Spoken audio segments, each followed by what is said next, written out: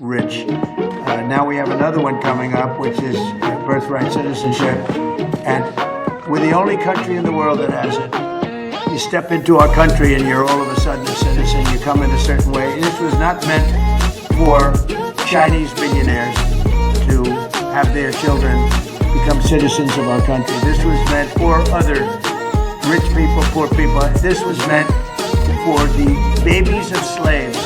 This was signed right after the Civil War. You look at the dates alone, immediately after. This was having to do with the babies of slaves.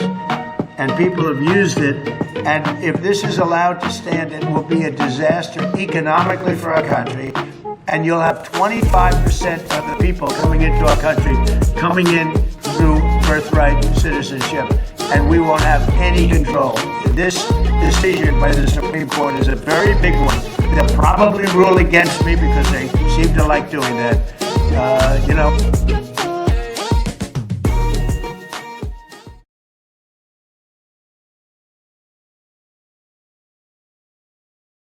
Right after the Civil War, and it has to do with the babies of slaves. It doesn't have to do with the babies of very rich people coming into the country. One of them came in with 57 children, 57 children. They're using the system, and it's usually people that hate our country, if you want to know the truth. Birthright citizen is done by no other country in the world the way we're doing it. We're a laughing stock. And if the Supreme Court approves that decision, they have done a great disservice to the United States of America. Let's talk about this birthright citizenship situation in plain English, because the way it's being discussed online is confusing on purpose. When the Trump administration put out the executive order to end automatic birthright citizenship, a whole lineup of civil rights groups and state attorneys generals rushed to sue. And honestly, that reaction alone tells you how invested certain organizations are in keeping the current system exactly the way it is. Now, let me be clear about where I stand. Birthright citizenship has been abused for decades. People fly in just to give birth. People cross the border illegally knowing their child will automatically be a citizen. And once that happens, the whole situation becomes harder for the government to deal with. That's not an accident. That's a strategy. So let's break down who filed what and why. Starting with Barbara versus Trump, the big class action case. This is the main lawsuit. It was filed by the ACLU along with several partner organizations. They're arguing that millions of people's citizenship is at risk because of the executive order. But here's what people don't talk about. The ACLU has its own internal controversies and legal issues going on, so they're not exactly operating from some perfect moral high ground. This case is already headed to the Supreme Court, which means the final decision on birthright citizenship will come from there, not from lower courts or temporary blocks. Next, we have CASA v. Trump. A lot of people mix CASA up with the Southern Poverty Law Center, but they're not the same thing at all. CASA, also known as Casa de Maryland, is an immigrant advocacy organization. They focus on helping undocumented immigrants, fighting deportations, pushing for expanded immigrant rights, providing legal and social services. They're not a watchdog group. They're not a hate group tracker. They're an activist organization for immigrant communities.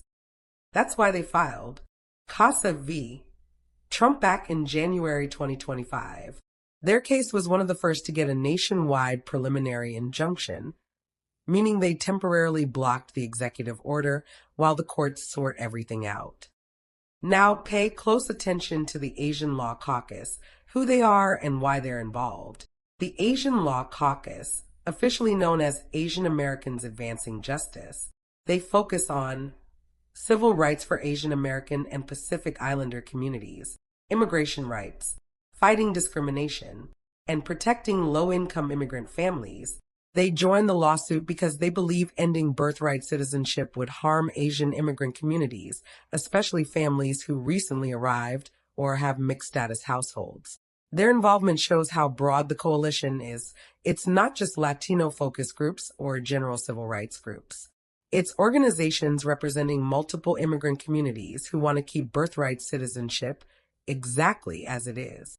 There has been recent controversy around the Asian community and how they have been abusing birthright citizenship by way of birth tourism. So, of course, they would want to keep birthright citizenship as it is because they are one of the groups who have found a loophole to gain American citizenship. Now, we can talk about the state-led lawsuits. Two separate coalitions of states also filed lawsuits, one led by the Washington Attorney General, joined by Arizona, Oregon, and Illinois. Another led by the New York Attorney General. They argue the executive order violates the 14th Amendment and federal immigration law. Where do things stand right now?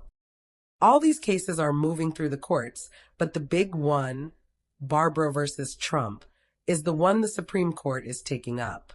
That means the Supreme Court will make the final call. The ruling will settle the issue nationwide.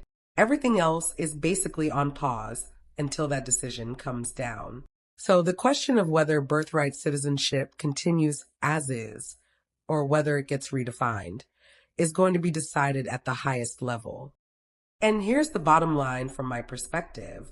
Birthright citizenship has been stretched way beyond what the 14th Amendment was originally written for. The world has changed.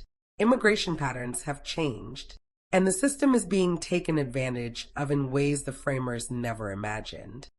This fight isn't just about policy, it's about whether citizenship is something that can be gamed or whether it's something the country has the right to protect. And the Supreme Court is about to decide exactly how this country will be impacted for generations. I have often wondered why everyone feels so entitled to American citizenship. And is America obligated to grant it to anyone who wants it? Is America allowed to protect its borders anymore? Well, I guess we'll see when the decision comes down from the Supreme Court. Okay, thank you for watching. And if you enjoyed this video, please like, share, and subscribe to the channel.